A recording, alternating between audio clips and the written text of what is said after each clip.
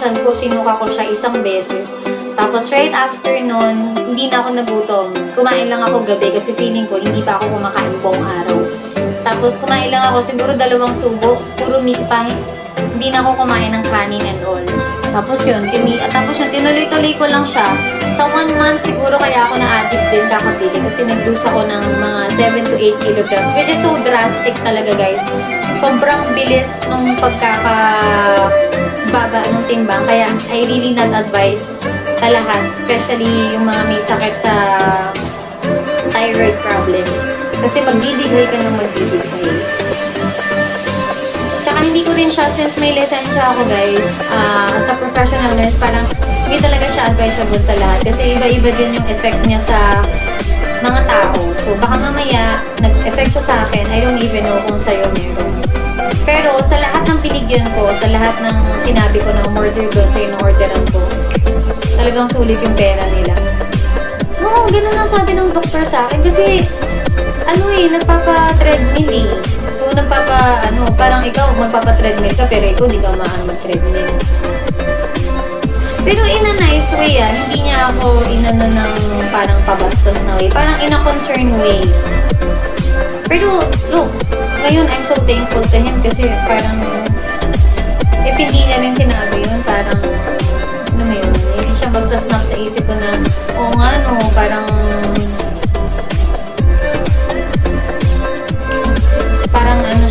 wake up call na parang, uy, tama na. Kasi ako din parang sa sarili ko,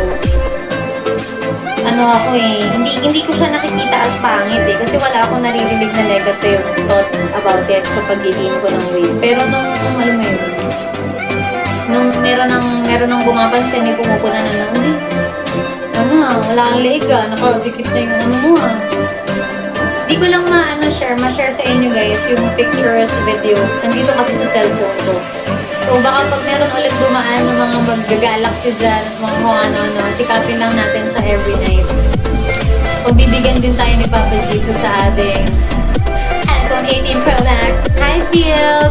298. Ano pinakataas ng kg mo? Ang pinakamataas ko, 78. 78 kilograms.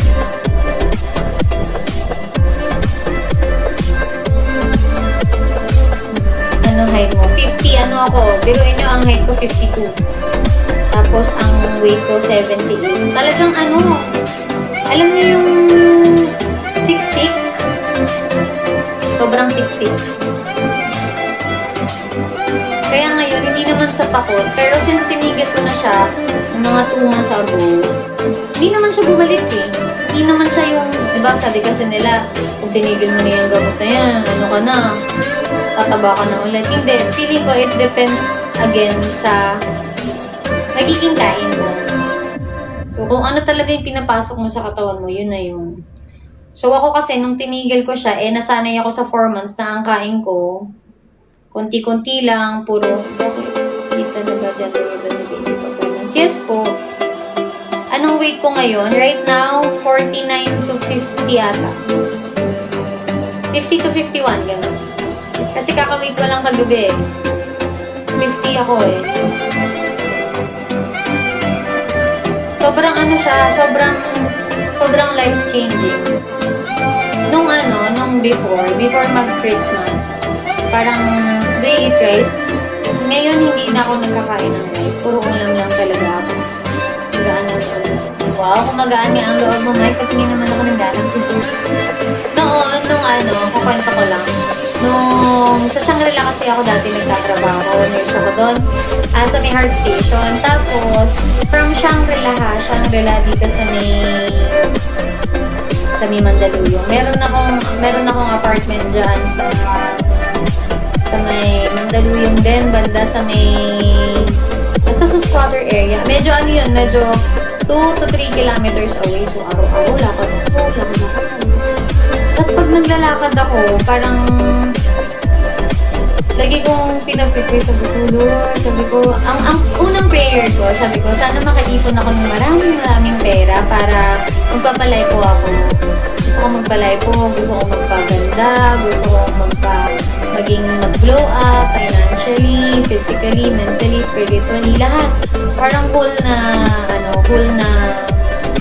level up. Sabi ko, gusto ko nang mag-level up. Sabi ko, gusto ko magtrabaho ng ibang bansa and everything. Tapos yung sumunod doon, kinabukasan, yun na yung tinapik na ako ng